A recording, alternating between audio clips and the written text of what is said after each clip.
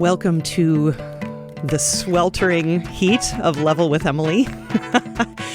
This conversation features an audio group called Wobblersound, two brothers named Markus and David from Vienna, Austria, or at least that's where they work. They're from Austria, not specifically Vienna, although we'll talk about that a little bit later in the conversation. But Markus and David, brothers, they've been making music together for many, many, many years.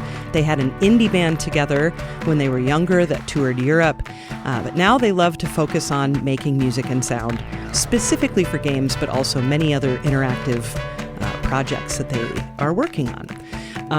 So let's see, we'll talk about how they divide their audio tasks. We'll talk about, their audio careers, all of those things, because for Loot River, I didn't even tell you the game, Loot River. For that game, they did everything. They did all the implementation, all the sound design, all the composition, all of the things. So we'll talk about how they tend to divide that out.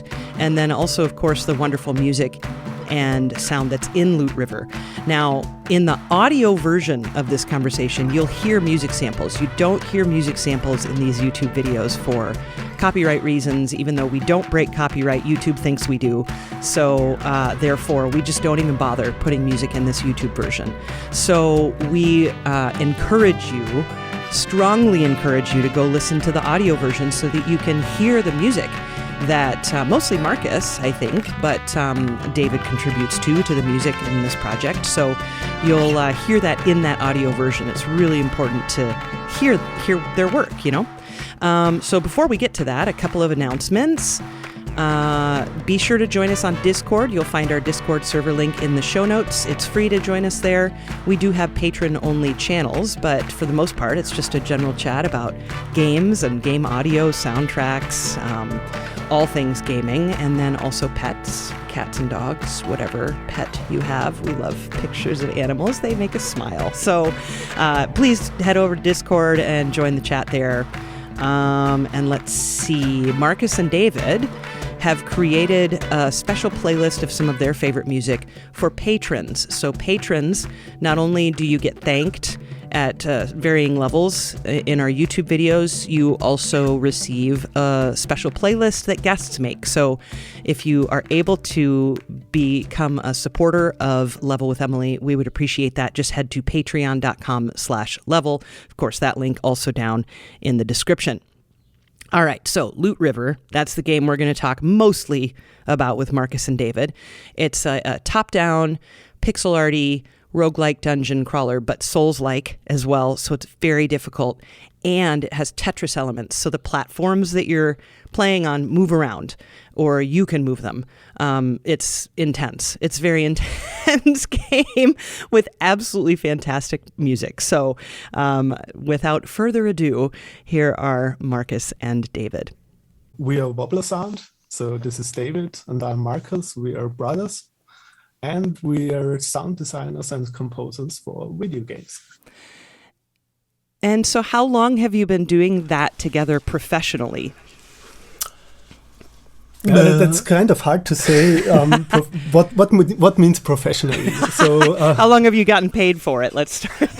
That's maybe the more correct question. I think 2000. No, not 2000. I think earlier. About 10 years ago we did our first game. Back then we've been in a band and kind of a bit successful in Austria and stuff. We had indie rock band, I would call it. And from there, we just got a call from a game company if we would like to do the soundtrack for a video game.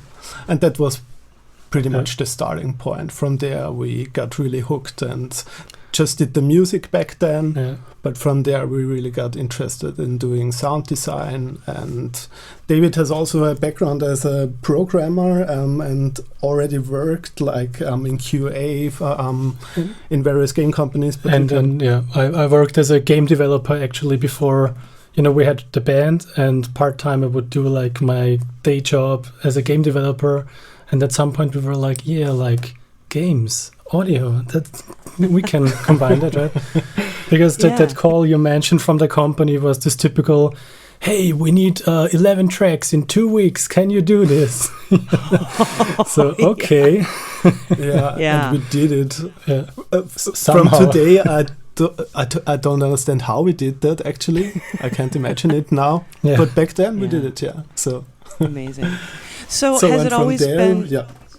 Yeah. Have you always kind of had a fairly clear division, Markus? It seems like, just based off of the website, that you do the bulk of the composition, but you're both sound designers. Is that pretty much how it goes usually? Yes. As said, since David is a very good audio implementer, can I say that? Yeah. Audio implementation is pretty much his specialty. Yeah. So that's the part he takes over. Yeah, I think as you said, Emily, he's more on the composing side of things. I'm more on the technical side of things, and sound design, not the technical part, but the sound design is where our ends meet, I think. Yeah. So, and depending on the project. And also, David is also involved in the composition process, as I'm involved in implementation when it comes to, hey, I don't know how to go from here, and how do you think that works or this works? Yeah. I think we have a very high level of trust in each other, because from our childhood days on, we started making music with each other, and we actually never stopped working together. And so, yeah, I trust his opinion more than everyone else's opinion. And I know, we're brothers, we are brutally honest to each other. Yeah, you can I have the easy part. I can come to his computer and say like, oh yeah, that's not so good, and that should be better. Do it different. But as siblings, you can quarrel for like 15 minutes, but we know we love each other. So it's like, okay, I hate you right now, but 10 minutes later, it's okay again. Yes. Yeah. Now, I kind of heard of you or learned of you from the game Loot River. And it seems like that project in particular, you did everything with regards to sound. All the implementation, all the sound design, all the music, everything, right? Everything. Almost, yes. Only in the in-engine part, in Unity, I split up with Miro, with the mastermind head of game everything. But everything else is our work. So how often are you two working together on the same project? Is that fairly common, or do you separate out? No, mostly we work on every project together. There are projects that are more like implementation heavy, and more things happen on David's sides. Mm-hmm. On other projects, it's the other way around. So, but yes. It's kind of a weird pipeline, because we have several projects in parallel, at least most of the time. So that's good, actually. Yeah. But it's also kind of like, shifting things around. And now we're at this point where it's like, oh, yes, we need to do project management and this fun thing called administration. But... Yeah. So with, let's, if you don't mind, we'll talk about Loot River for a brief moment. And I mean, the game itself, why don't you go ahead and describe the game? Because it's a unique system, I guess.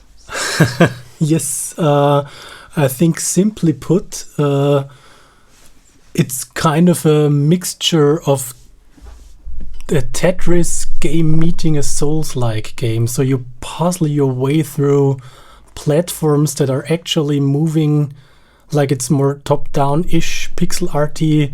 You move on Tetris-like platforms and puzzle your game through your way through a maze that is filled with deadly enemies. Yeah, and also it's super hard. So it's super difficult.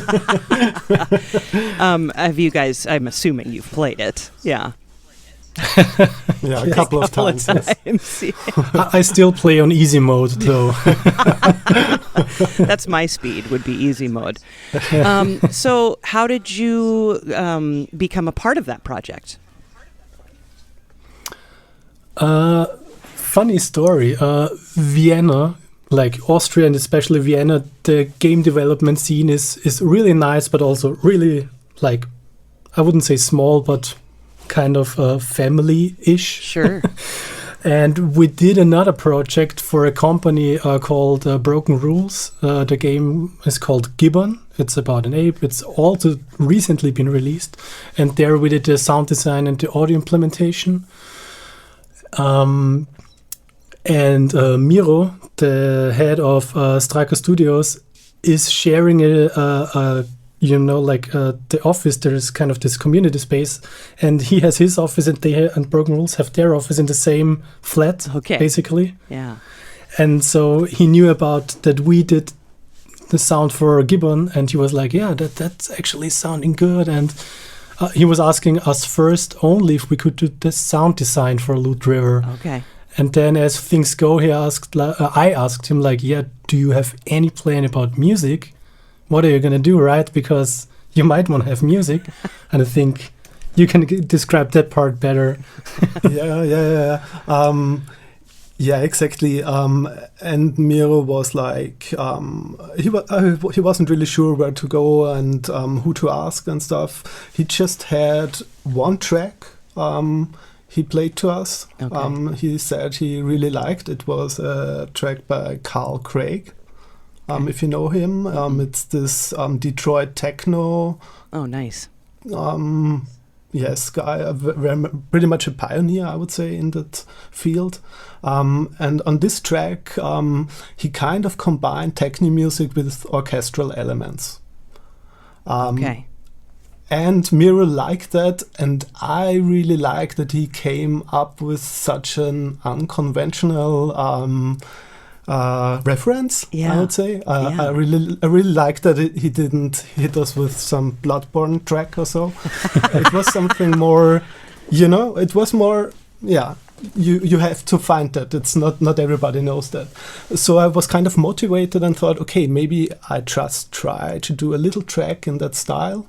Just a little snippet, 1 minute, send it over to him and say, hey, I think I can do that style. Let's try it together. Yeah. That's what we did. He liked it and then said, okay, let's do all the whole game together. Yeah. And from there, we started to work on the music as well. Yeah.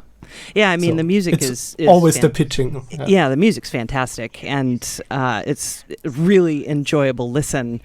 I talk more about that combination of elements because it's subtle, I think.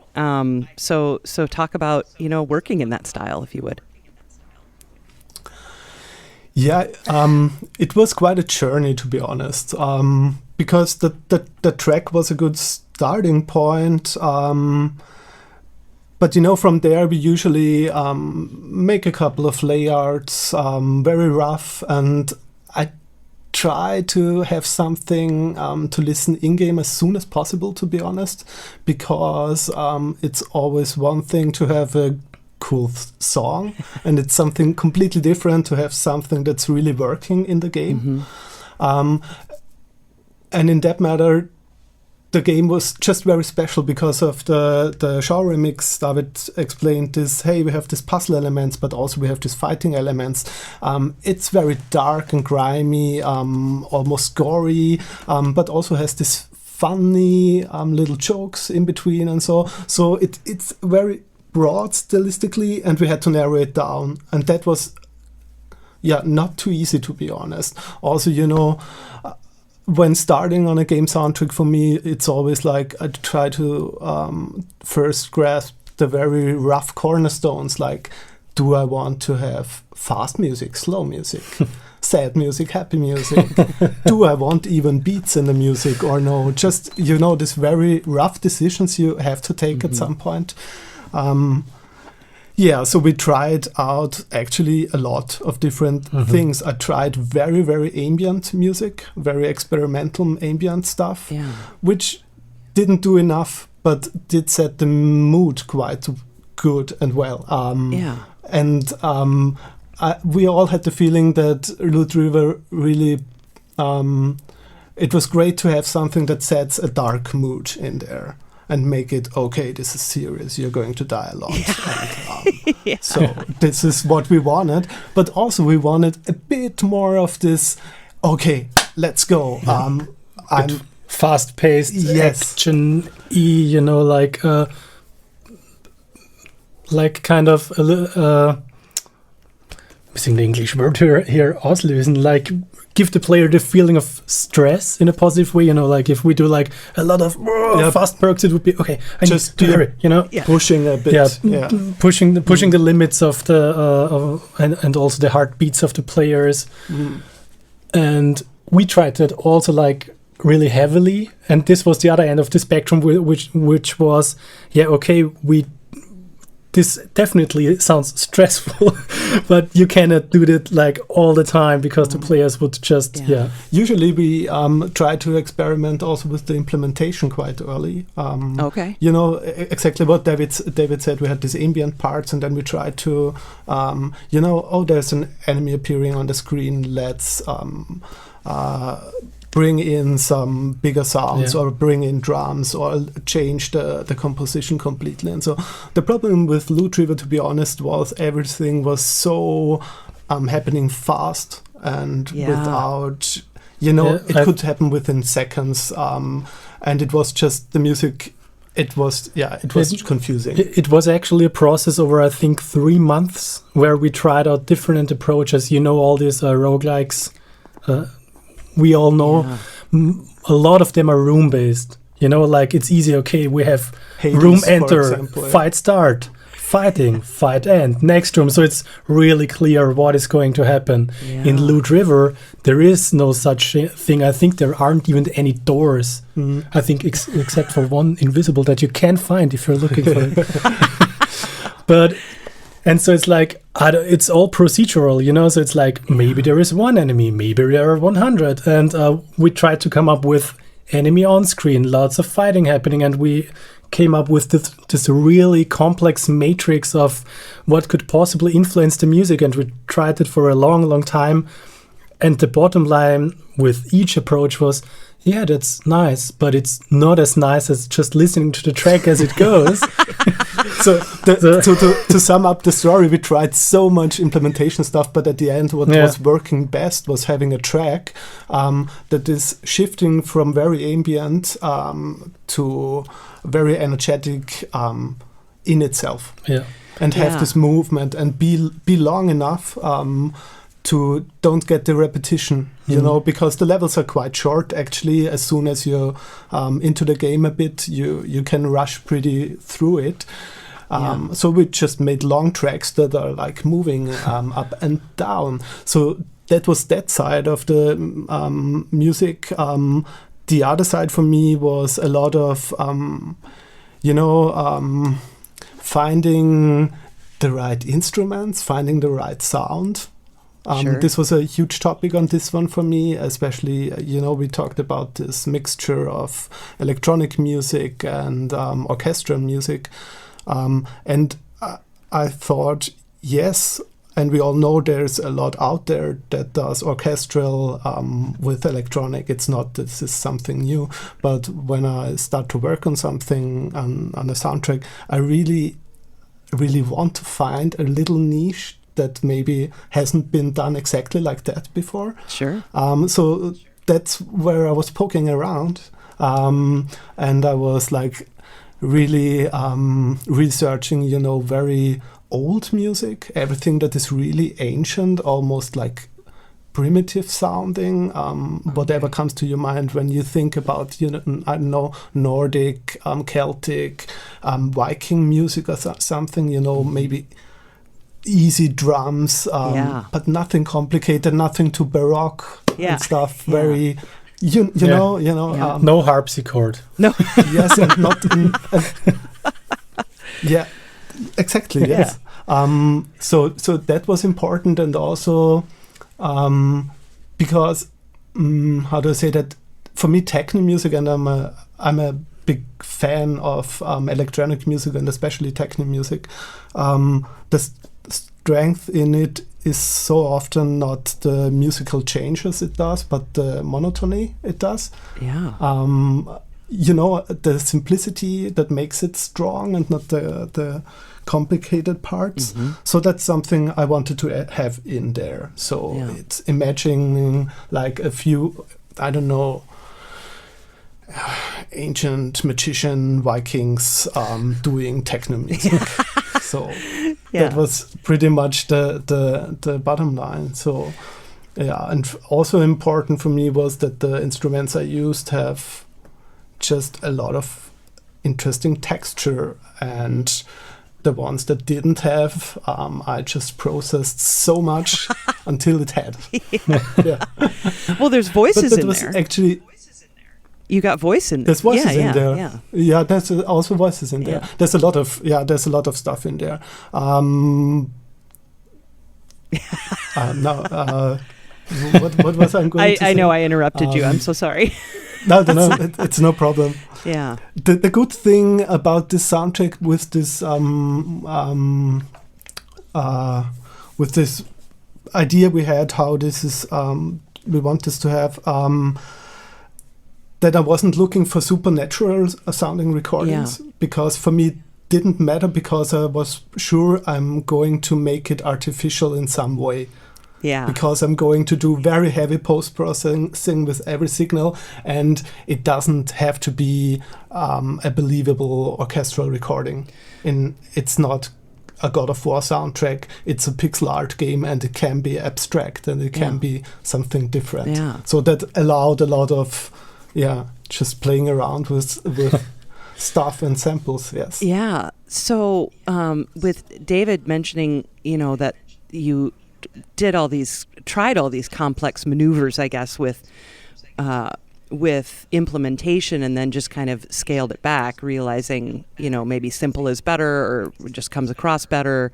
I'm curious then, how did that realization change the way that Markus wrote the music? Because so did you just then decide, okay, well, I'm just going to stem all of this out and make a bunch of stems so that we can gradually increase intensity? Is that kind of how that worked out then? That's what we did on the way. Yes. That was we've been there. Yeah. It's pretty much exactly as you said. We started pretty early with the implementation tryouts, and so we have had like this really rough perk and ambient stems and tried to mix and match, like first simple approach, bring in the perks when the enemies are here, bring even more perks in when you're fighting and stuff. But it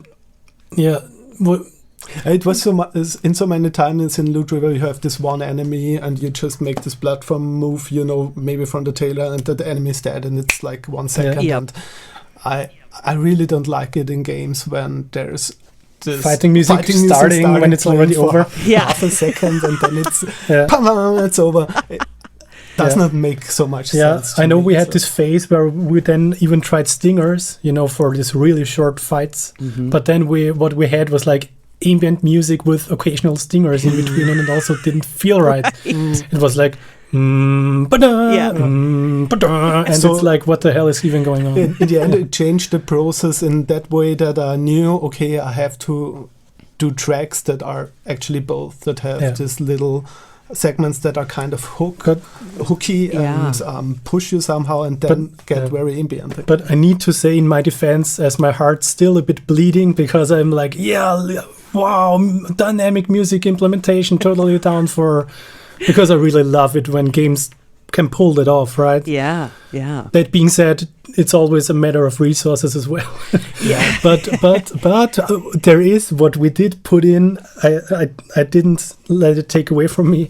There are certain safe zones in the game when you enter a merchant's zone or something like that, where we would heavily process the music in the middleware then, and it jumps to a special part that's even more ambient and pitch down, and I don't know how many. I think we've put it on some of the tracks on the soundtrack. I think they are called like the level, but ambient in brackets. So these are the safe zone themes, so to say. And actually, I can jump in here, because the interesting thing how this even came to be was... you maybe noticed there's this balalaika player in the game. Yes. In the home hub. Yeah. That was a big thing. I can show you something. Yeah. We actually... Oh, look, there it is. Balalaika. Yeah, there it is. That's the balalaika player. I love it. Yeah, and from the start, Miro said he would love that the balalaika player plays some lines, and what be really, really cool is if you can give him coins and he gets better. Oh, nice. Cool. Yes. Yeah. And that's what we did. What we did is we had this old balalaika, and it's really, the strings are maybe 30 years old. I don't know. I never changed it because it has this really dirty tone, and I like that. Yeah. And yeah, we just recorded our first tries. Our first, hey, what could we play? And it was so bad, and we were like, oh, you hear us breathing and stuff. It was like, and the balalaika player, being young, just starting out their journey as an artist, they really struggle, right? And this first takes their in-game, so you can hear we used exactly that because we knew there's nothing harder than being a good player and emulating a bad player. That's really difficult. It is. But if you are a bad player, it's super believable. Yeah, it's so amazing because then you hear it quite prominently in the credits song, right? Exactly. Yeah. Right? That's the only track in the actual soundtrack where you can hear it. Yeah. That was another element I tried to integrate in the level tracks. Never really clicked for me, so it just wasn't used. But we have this, I think, with 5 stages of balalaika playing, and the last one is really very well played. So well played that I couldn't play it. I had to edit the shit out of it. Yeah, I love that. And the point where I wanted to get is what we did is it sounded super cool when you were close to the balalaika player, but when you moved away from him a bit and he's moving out of the screen, we wanted to still hear him, but it just felt kind of off. So I thought, okay, maybe we just want kind of only a reverbish sound of it. If we move away. So it sounds like it's a bit away, but not a simple reverb. I kind of built this effects chain, which is like pitch delay, frequency morphing, reverb stuff. And it was a super cool effects chain. And I used that one to route the whole track through this, or actually not the whole tracks, but parts of it. And that are our ambient tracks. So that FX chain was pretty important at the end. Yeah, because as you said, the spatialization, of course, is an easy thing to do, but it always felt like I'm moving out of the safe zone into the watery labyrinth or whatever, you know. Yeah. And it just didn't feel right to have the same tonality to it in just a reverberant tone. So that's how you came up with that idea. Hey, let's pitch it down. Yeah, it's better, still not there. And if you can listen to it actually if you enter the first dungeon, this watery, the sunken village, and just go up the stairs and wait. Shortly after the entrance, you can hear the balalaika player still going on in this really weird, reverberant, I think the thing maybe was that it was sounding actually too realistic with just a reverb on it when you move away from it. Sure. And everything else had this magical, otherworldly character even. So it's... with this very special sound, it had this magic feeling we liked. Amazing. Yes. Yeah. I mean, one of my favorite tracks of all is Opulent Sanctum, because it kind of disintegrates a little in the middle, which is really very cool. So talk to me a little bit about, and the bell tones too. I like the bell tones that happen at the beginning, and I love how it kind of falls apart a little in the middle. Yeah. So talk to me a little bit about that one, if you would. Yeah, it's really cool because it's actually my favorite track as well. Oh, nice. I think. I'm really happy with that one. It started actually out with the belly tone. The song is starting with. Yeah. I think you mean the one that the bell tone. The bell tone. Is that belly tone? Belly tone. we didn't slap our bellies. It's the bell. Yeah, they're kind of, it's not, just, they're not real bells, but it's, kind of, No, It's not a belly. But I know what you mean. Yeah, it's not a belly as well. Bell-E. Exactly. It started out from this one, and then I came up with this flute melody. I think that two things were the starting point for this. And also, the music, for me, every track is very biome specific. Sure. On a kind of meta level, it's just what I associated with. Okay, this is, I think it was called, when we worked on it Internally. the rich biome. The rich biome. The rich biome. The biome of the rich people. Opulent, I guess. Yeah. To be honest, we have our track list besides your screen, so we can look up which track you're talking about, because it's the rich biome. Yeah. It's the watery excavation site. It's the dungeon. One is called Dungeon. It's so classic that I think the actual track list was made in the last few days or something with the actual titles. Oh, funny. So, yeah. That's a really neat track. Yeah. And I love to Chapel of Revenants, because you do this kind of cool, like 5 against 4. It's not perfectly divided 5 against 4, but it's still, you're cramming 5 into 4, which is very, very cool. Yes. I loved that. I do that. Yeah. Yeah, cool. Yeah. Actually, for me, it's a pretty simple, very basic electronic music trick. I would say. Yeah. It's something. Actually, but that track was also very important because it was the first boss track we did. Okay. And it really gave the direction for all boss tracks for me. So on this one, when I first worked on it, I had really the feeling, okay, this is, with this boss, this it's this platform grabber, and he looks super spacey and very, very otherworldly. And I thought, okay, we can really be super extreme on this and not be too careful, but really, I think it's quite a heavy track, so it's super, super processed and super compressed, like OTT after OTT, super after upward, OTT. downward compression. So exactly.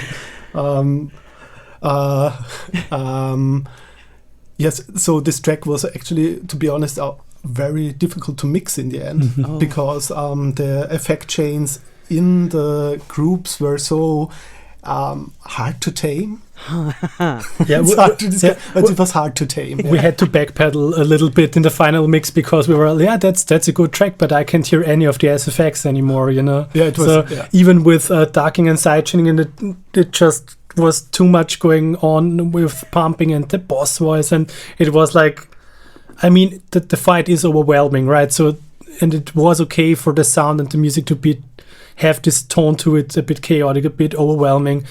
But you need to find the right mixture, not to slam it into people's faces like, okay, still, and now it's like... But still, this, especially and this track, we have this very ambient beginning. We do that at most boss tracks, that we have this ambience that is in the game looped.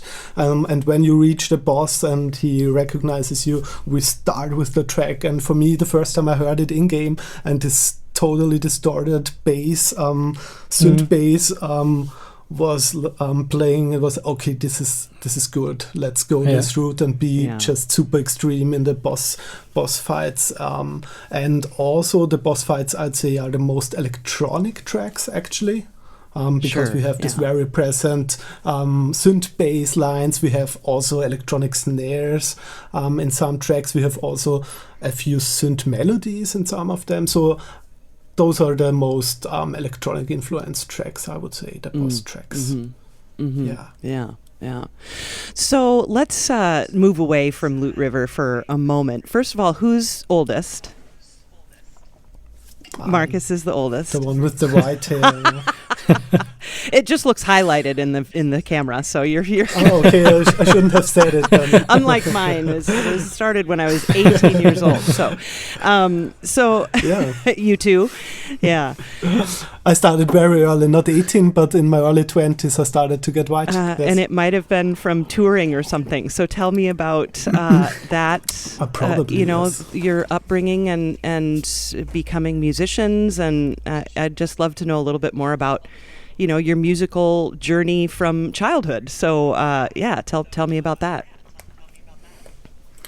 Where to start? I think we started making music together when we were like teenagers. So we're basically working, if we're saying that's the point of where we started working together, we've been working together since 20 years. So. And David was a bass player. Yeah. And I'm a guitarist. Okay. So back in the days. Yeah. And then I was a singer, and David is also kind of okay-ish on drums. And then we started also with synthesizers. It's kind of, we started out with like a teenage garage band, with the horrible names I won't mention. So our starting point is definitely punk rock. Yeah, we can say that as teenagers we just had our punk rock bands, and that's still, it's not my listening nowadays, but it's still in my heart. Yeah, exactly this kind of feeling. So that's where we started, and with our band we recorded 3 albums. Wow. The first one we did completely on our own. It was really a DIY project. And then the second and third album we did in real studios with real producer, and there we really and label and whatnot. The whole machinery got kickstarted with the first album, and we did tour a good part of Europe, I'd say. Mm-hmm. We were at Primavera in Spain at some point, and I forgot all the others. It's so a lot of Germany, Netherlands, and so on. So we came around a bit in Europe, and it was a great time. But it was also that at a certain point, especially if I just speak for me, I got a bit tired of touring. Yeah. And playing live. I was always a bit more interested in the actual recording of an album than promoting it and going on tour with it. So that was something that really bugged me at the end of the band days. And that's where it started, where we kind of were a bit looking of what else could we do with our real main interest of making music. Yeah. And you said, a company reached out to you, a developer reached out to you to do music and sound, and that kind of kick-started Wobblersound. Is that right? Yeah. Yes. Yeah. So, what other kinds of do you just focus primarily on games? But I seem to think that you've also done film and other live-action projects like that, right? Yeah, it's a range. The focus is definitely games, but we also do, we call it experimental projects. There is this Austrian company called Causa Creations who we work closely with, and they do all kinds of cool, weirdish projects. At one point, there was this augmented reality theater piece where I think 9 people would walk around on a 9x9 meter Vienna map with, events popping up, and there were I think 3 factions, and we had to come up with a composition where all 3 factions are represented at the same time based on their influence level. So that was a really cool project. Sure. Yeah, we did, I think what you mean, also one short film some time ago. But that was, I think, pretty much at the starting time of Wobblersound. We tried different things. We've also done some commercial stuff at this time. That's not on our website, but we've done it. But yes, in the end, we really got our foot in the we settled on games pretty much, but games from games to experimental gamey kind of things. Yeah. And obviously you're both gamers, right? You both enjoy playing, right? Are you doing that now? Do you have time to game now? When the kid is asleep, yeah. With both very young kids. Yeah. Okay. Yeah. So that took away a lot of gaming time in the last 2 years on my side, and there's another project you did, Rifter. Can we talk about Rifter? Yeah, Rifter. Yeah, it has been a while. That's been 2018. I think Rifter came out, but and I could only find one track, which bums me out because it's synthwavy, right? And I love that. We only did this one track. You only did the Rifter. one track. Bummer. We did.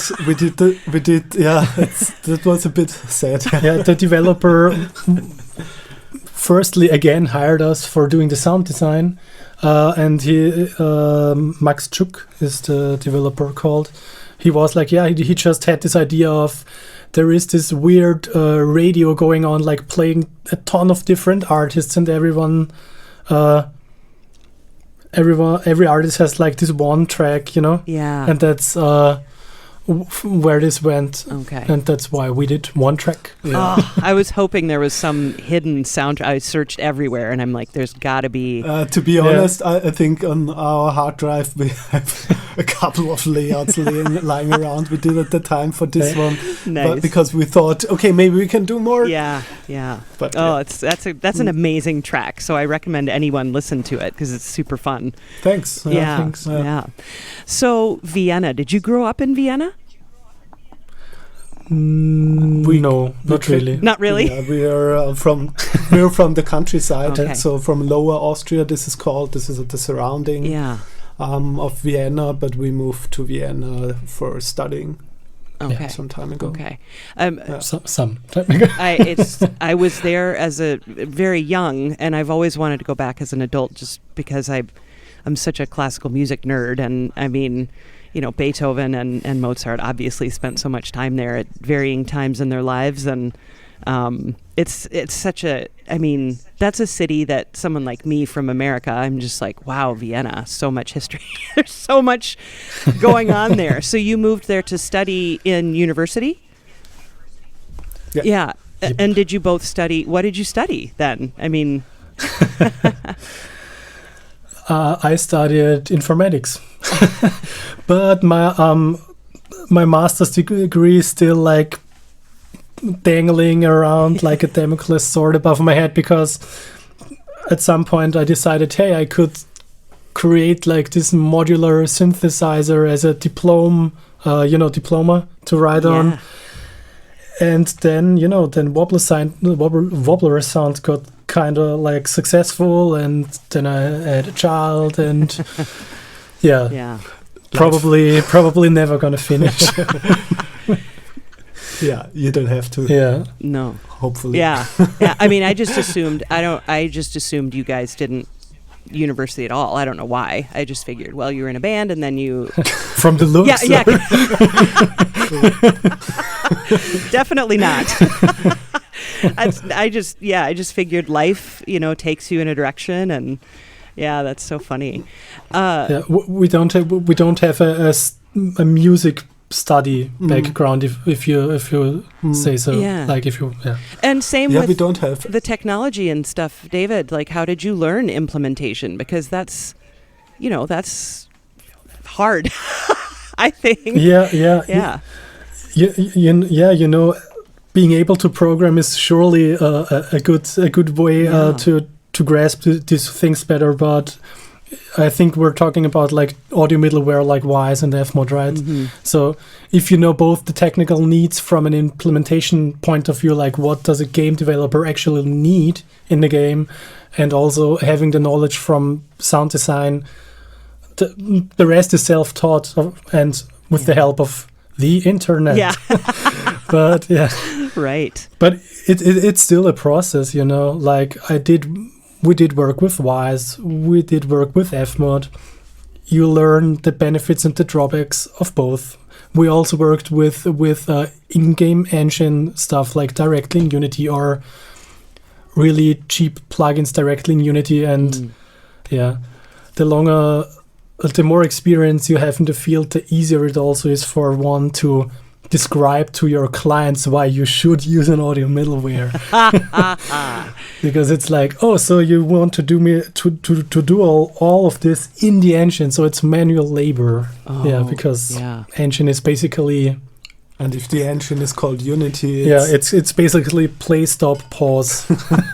That's in there, and pitch.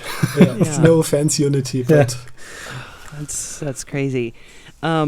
So, since you both have many skills with regards to game audio, do you have a favorite task that you really enjoy? Like, do you much prefer sound design over composition, or do you prefer implementation over sound design, or do you just kind of enjoy all of it? For me, I speak for myself, for me it's so dependent on the project, because if you have let's say if you have a really small game that's, I don't know, doesn't even, the first thing that comes to mind, maybe if the style is rather, no, it's not style dependent, but if you have like a game which is more like, okay, we use an audio middleware, but 90% of the time it's just play the sound, the implementation in Fmod or Wise is not really like super fulfilling, but maybe the sound design part, like come up with something quirky that's not like super realistic, is fun. But on the other hand, if you have a project where the sound design is also fun, but maybe you have like this very dynamically driven sound design-ish things where you have like, I don't know, some sound that has this weird matrix of using 5 to 7 parameters that is steered from within the game, where it's definitely recommendable to use a middleware. Saying that again. But I can really dig into that and do like this, for me, the line of what is a creative work and what is a technical work is so blurry in game audio, because sometimes, there is this meme of like, you create a sound like, yay, and the first time you hear it in game, it's like, oh, bummer, and it's so very true. And sometimes when, Markus gives me a sound, and the first thing I do is like, okay, pitch it down 1.5 octaves, remove the half of the frequencies, and then like, no, okay, now it's working, An easy example. Not going to say that your sound design is always. Each sound you hear is pitched down 1.5 octaves. No. But it just shows that the design process ends in the middleware and not when I bounce it from the door. Oh, yeah. Wow. So, and it's a back and forth, of course, right? It's not like, okay, it's not a waterfall-ish pipeline. And of course, we all know that game development doesn't work like that. Yeah. I have to say, for me, I wouldn't want to choose. I wouldn't have to choose between sound design and music. Mm-hmm. It's great to have both, and it's also great, if you're how do I say that? If you work on music and then you work a day on sound design, you just get a little distance again to the project, and this is so great. And also, and this is for me, I really think being a sound designer influenced me as a composer so very much. Oh. It's kind of hard to describe, but it's it has changed me as a composer. It has changed the way I work on music, the way I think about music, because I'm so sound focused. Sure. I think I always was, but being a sound designer and learning so many techniques to alter sounds, just really helped me finding my voice as a composer as well. So I wouldn't want to choose. I think it's so great to have both. And I think it also, the good thing is it's also a blurry line depending on the project. What is even sound design? What is music? We all know Inside from Playdead, it's kind of that these worlds, they have to work together, and sometimes they are the same or they're very intertwined with each other. And also if we want to do music and sound design, and I think that's also important. It's not just like, hey, I'm a composer, I can do sound design. Just I'll do it, but if you don't want to do it, Yeah. it will show or hear, I guess. But actually, because you said mentioned Insight, for me, this a project like that where you can do an audio world where you can't even say what is music and what is sound. Yes. Would be an absolute dream project, I would say. So that's totally up our taste. So But you need it needs to fit the project, right? Exactly. So Yeah. Exactly. Yeah. Mhm. I mean, do you have any projects you're working on now that you can tell us about? Difficult, I think. um, I don't know if we can. Yeah, well, the one we could talk about there is it's basically set in stone, but we're still waiting for the autograms on the contract, so still a bit shaky there. Yeah. Other projects, I think, thinking. I'm just looking at my my brain, which is my smartphone. Yeah. So can't talk about this one. We can talk about one of these 5 that I mentioned here. That's one that's called We Are Screwed from Rarebyte. Okay. It's a very funny space game where you have it's a local co-op game where you have to steer a spaceship through enemies, and you have this inside and outside view. Okay. You can you need to repair your ship, and you can mount turrets to the spaceship, and one person steers the ship, the others mount on the turrets and shoot asteroids and enemies, and so it's a fumblecore, stressy, funny, and I think it's already on Steam, but not in early access. It's still in development, Okay. but it's definitely announced. Cool. That one. I hope. Let me look that up.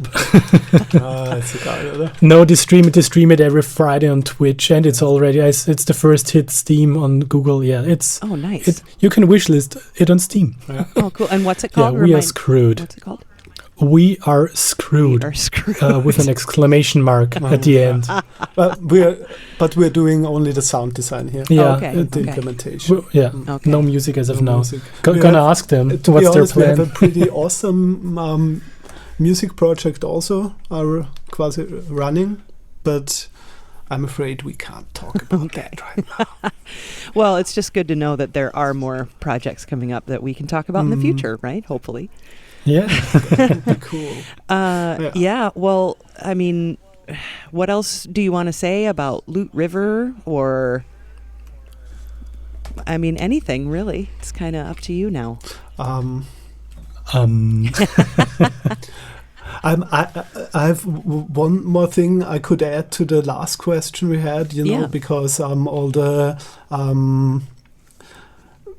because not so long time ago we were talking about exactly that we are as freelancers in the indie game sector, we have to fill roles wherein AAA companies 5 to 10 people would be responsible for that. Yeah. So We wear many hats, so to we speak. wear many hats. We have to be super generalists. We have to be good at so many different aspects of audio, and audio itself is such a complex field, and from everything we do you could make, or there are people that their job is only this small.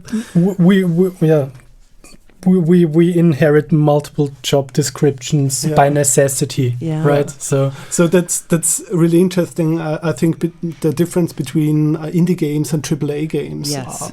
How the roles are different. In indie games, where I mean we are 2 people, but so many times there's one person doing Right. sound and music and everything, and in AAA studios you have I don't even know. Enough. Too many, maybe even, yeah. And it seems but that seems you really enjoy that. I mean, there are definitely composers that I speak to, or sound designers that I speak to, who are just this is all I want. I don't want to do totally. the other. But it sounds like you really enjoy getting to wear all those hats.